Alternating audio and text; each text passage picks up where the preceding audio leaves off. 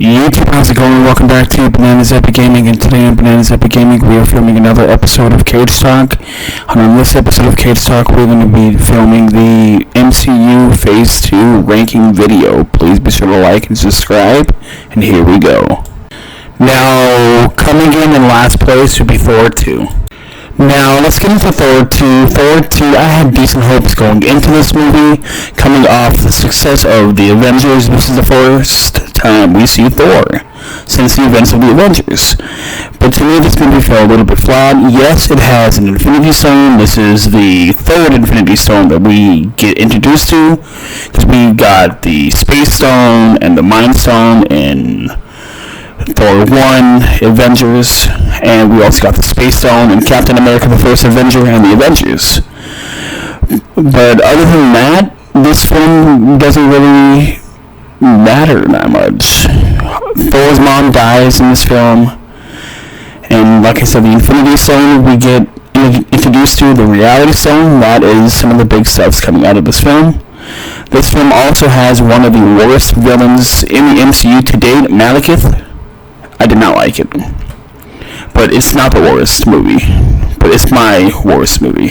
People like it, I won't fault you for that, but I didn't like this movie because it felt like lackluster. And across Phase 2, this is the weakest movie in Phase 2. It does have good action, it's an adventure and fantasy film, and it's good versus evil. Now let's get into the next movie. Now, coming in the next place is going to be Iron Man 3.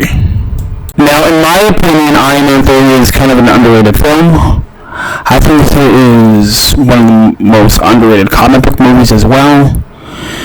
You have a good blend, a perfect blend, some may say, of action, humor, the plot and script.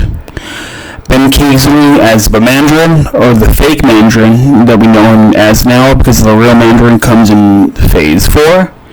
Guy Pearce as Aldrich Killian, the snubbed professor turned villain. And Tony Stark is suffering from anxiety after all of his Avengers with the Avengers. Overall, this film set the tone for Tony Stark moving forward to protect everybody at all costs, which would eventually bring Ultron in Avengers Age of Ultron, and because of that event and film, we got Vision, and we obviously know what happens to Vision in the MCU. All in all, Iron Man 3 I would say is the second best Iron Man film.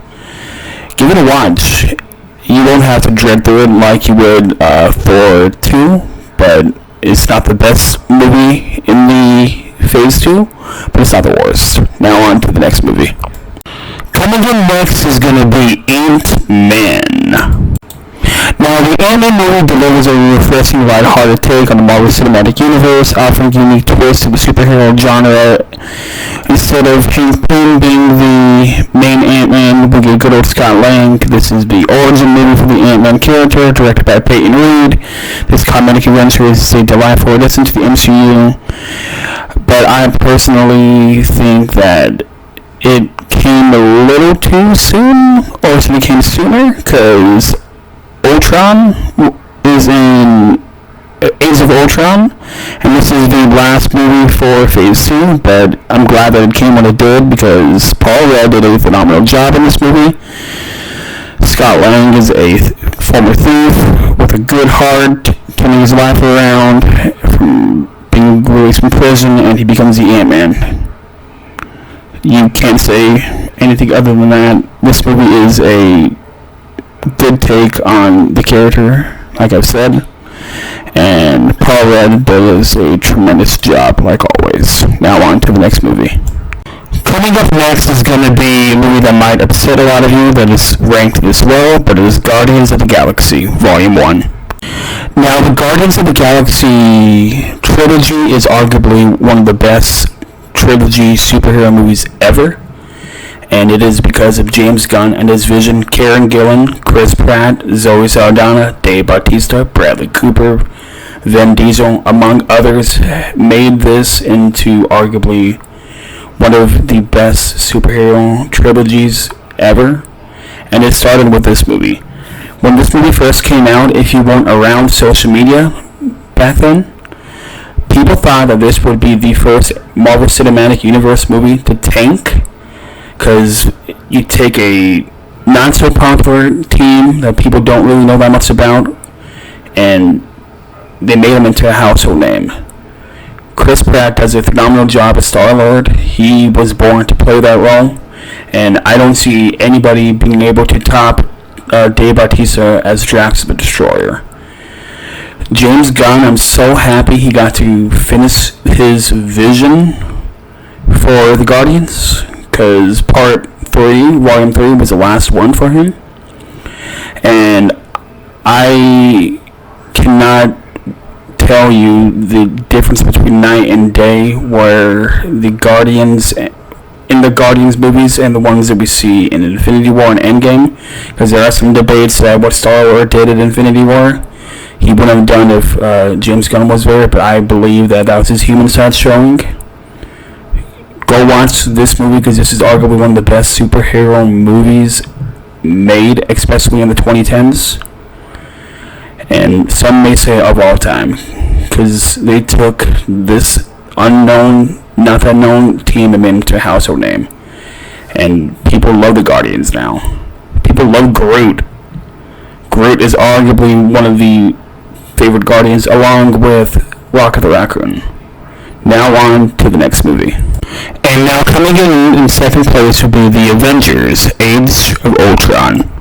Now, to me, Avengers: Age of Ultron is a good action-packed superhero film that's set in the MCU. This is, of course, directed by Joss Whedon, and I thought that it would be a little weird that they're introducing Ultron because Hank Pym wasn't around yet, but Ultron in this MCU universe is created by Tony Stark and Bruce Banner to protect the world in case of another alien attack or any type of attack.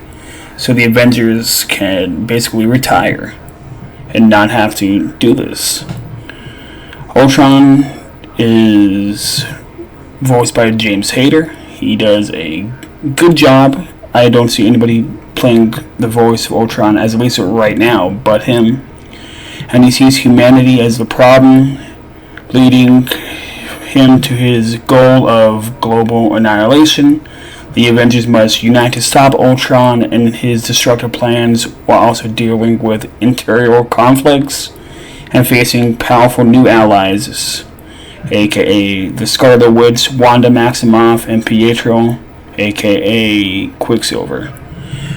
The film explores themes of technology, power, consequence of unchecked ambition, making it a thrilling, emotional ride for the Avengers in this Avengers saga.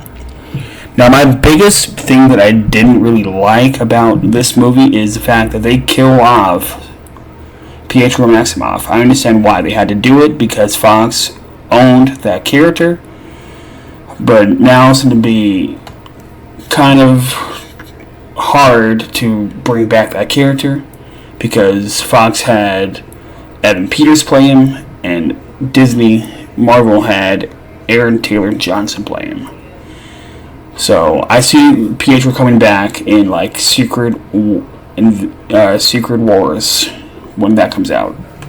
He's gonna just be plopped into the MCU, because we've already seen Evan Peters as Pietro in WandaVision, because Wanda recognized him as Pietro.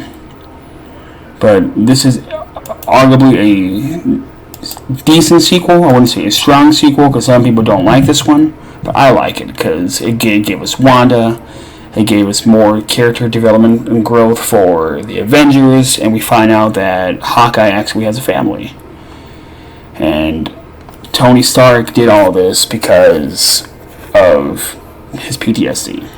I also really love how Thor is the one to realize that all the Infinity Stones are starting to show up, which will eventually lead to Thanos. And he goes on an awakening to see that there's danger coming. Now let's get to the number one ranked movie on my list. And coming in on first place will be Captain America: The Winter Soldier. Now, Captain America: The Winter Soldier is arguably most people's favorite MCU movie, and it's one of the best MCU movie sequels, not including the Avenger movies. So it's basically the best superhero movie sequel, outside and inside the MCU, in my mind. Captain America: The Winter Soldier. We get Anthony and Joe Russo directing it. They are the team that directed Civil War and Infinity War and Endgame. I hope they come back to direct more because they always do a fantastic job. Captain America navigates a complex web of deception and conspiracy within S.H.I.E.L.D. He teams up with Black Widow and newly allied Falcon, aka Sam Wilson, to uncover a sinister plot involving the assassin known as the Winter Soldier, aka Bucky. This movie, top to bottom, memorable. We get Doctor Strange teased early on in the movie, like in the middle of the movie, and then that would set up a future movie from him. And now we're not really dealing with the rammer effects of Age of Ultron that much right now. We start dealing with the effects of that after, because of the attack, the big final battle. This movie is arguably the best MCU movie. I know I've said that. I'll say it again. It's one of the best. It is in my top 5, top 10 right now.